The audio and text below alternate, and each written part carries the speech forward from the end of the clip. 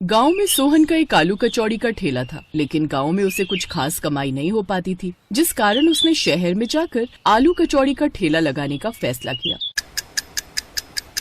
अब हमें शहर जाकर अपना काम शुरू करना होगा रमा। गांव में कुछ खास कमाई नहीं हो पा रही। दोनों बच्चे की पढ़ाई और बेहतर भविष्य के लिए हमें ज्यादा पैसे कमाने होंगे। जैसा आपको ठीक लगे। सोहन अपनी पत्नी और 2 बच्चों के साथ शहर चला आया। शहर पहुंचते ही उसकी पत्नी रमा उससे बोली, आपको क्या लगता है जी, हम शहर में अपना आलू कचौड़ी का ठेला चला पाएंगे? यहाँ तो जहाँ नजर दौड़ाओ खाने का कुछ न कुछ ठेला लगा ही हुआ है। यहाँ तो खाने की कोई कमी है नहीं। ऐसे में कोई हम गरीबों के हाथों की आलू कचौड़ी क्यों ही खाएगा? अभी तो काम शुरू भी नहीं हुआ और तुमने पहले ही हार मान ली रमा। अब वो शहर में अपने लिए किराए पर कमरा ढूंढते हैं। उन्हें एक कम दाम में कमरा मिल जाता है। अब वो उसमें रहने लगते हैं। कुछ दिनों में ही सोहन अपने घर के पास में ही आलू कचौड़ी का ठेला लगा लेता है। उसके आसपास काफी सारे फास्ट फूड के ठेले लगे हुए थे, जिस कारण उसके ठेले पर बहुत कम लोग ही आ पाते। वो जितना सामान बनाता उसका आधा सामान बिकता। सोहन परेशान होकर रमा से बोलता है, रमा, यहाँ तो सभी फास्ट फूड के दीवाने हैं। हमारी आलू कचौड़ी तो बहुत ही कम लोग खरीदते हैं। लेकिन ऐसे तो गुजारा कैसे चलेगा जी?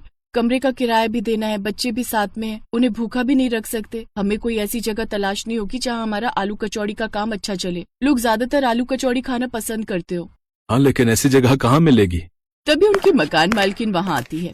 ऐसी जगह तो नाथपुरा ही है। वहाँ रेलवे स्टेशन और बस स्टॉप दोनों आसपास ही हैं। वहाँ हर तरह के लोग आते हैं। मुझे यकीन है तुम्हारा काम वहाँ जरूर चलेगा, और मेरे पति की उस स्टेशन मास्टर से अच्छी जान पहचान है, तो वो तुम्हारा ठेला लगवा देंगे। आपका बहुत बहुत धन्यवाद मालकिन जी। अनीता अपने पति से बात करती है। वो अगले दिन स्टेशन मास्टर से कहकर वहाँ पर सोहन का ठेला लगवा देता है। आलू कचौड़ी की महक बस स्टॉप और स्टेशन पर आने वाले यात्रियों को अपनी ओर खींचने लगती है। अब सोहन के ठेले पर यात्रियों की भीड़ रहने लगती है। एक बार एक कुली सोहन के पास आता है और उसके हाथ की आलू कचौड़ी खाकर खुश हो जाता है। वाह भाई वाह, मजा आ गया। क्या स्वादिष्ट आलू कचौड़ी बनाते तुमने, और दाम भी बहुत कम है। सच कहूँ, पहले यहाँ खाना खाने के लिए ना हमें दुकान पे जाना पड़ता था, जहाँ खाना काफी महंगा मिलता था और हमारी दिन भर की कमाई खाने में ही चली जाती है। लेकिन अब तुम्हारे पास ये कम दाम में आलू पूड़ी खाकर तो पेट भरता ही है, साथ ही 2 पैसे भी बच जाते हैं भाई। धन्यवाद भाई, अब तुम पेट भरकर खाना खाओ।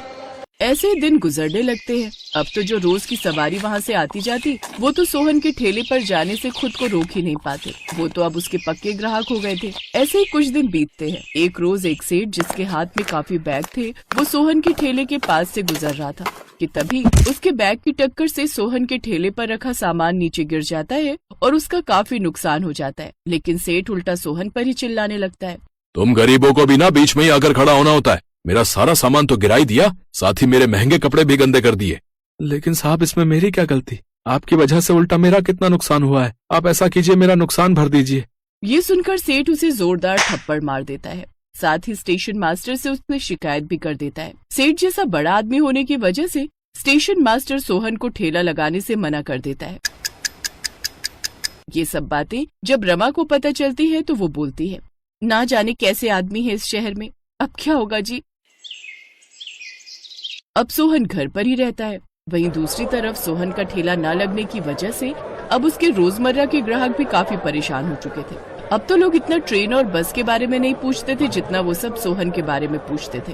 अरे सोहन भाई की आलू कचौड़ी में जो बात थी वो और किसी भी खाने में नहीं। सच में उनकी आलू कचौड़ी की बहुत याद आती है।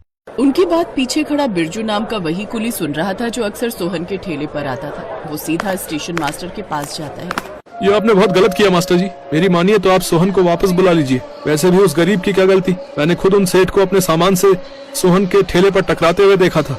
उसकी बात मानकर अब वो सोहन को वापस बुला लेते हैं। तुम्हारा बहुत बहुत धन्यवाद बिरजू भाई। अब अगले दिन से सोहन फिर से ठेला लगाने लगता है। उसके पास फिर से ग्राहक आने लगते हैं। सोहन को देखकर सब ग्राहक बहुत खुश थे। कुछ दिन ऐसे ही बीतते हैं। एक रोज जब वो सेठ वहाँ से गुजर रहा था तो उसके हाथ में एक बैग था जिसमें काफी सारे रुपए थे। पीछे से 2 गुंडे आए और सेठ से वो बैग छीनकर भागने लगे। पकड़ो पकड़ो पकड़ो पकड़ो। ये देखकर सोहन ने वहीं रखा अपना बर्तन उठाया और उन दोनों की पिटाई करने लगा और उनसे बैग छीनने लगा। तभी उनमें से एक गुंडे ने सोहन पर चाकू से वार कर दिया। ये देख उसके ग्राहक गुस्सा हो गए और उन सब ने मिलकर उन गुंडों की धुनाई कर दी। सेठ सोहन को जल्दी से अस्पताल लेकर गया, जहाँ उसकी जान बच गई। मैंने तुम्हारे साथ कितना गलत किया। उस रोज तुम्हारी गलती नहीं थी, लेकिन फिर भी तुमने आज मेरे लिए अपनी जान की बाजी लगा दी। कोई बात नहीं साहब, पैसा कितनी मेहनत से कमाया जाता है ये बात मैं अच्छे से जानता हूँ, और इंसानियत की खातिर आपकी मदद करना मेरा फर्ज था। आपकी जगह कोई और होता तो तब भी मैं ऐसा ही करता। सोहन, सच में तुम भले इंसान हो, और ऐसे इंसान की मदद मैं भी करना चाहूंगा। अब सेठ सोहन के लिए एक बड़ी सी दुकान खुलवा देता है, जिससे उसके पास और भी ग्राहक आने लगते हैं। अब सोहन खूब पैसे कमाने लगता है और साल भर के अंदर ही वो खुद का घर ले लेता है और अपने परिवार के साथ खुशी खुशी रहने लगता है।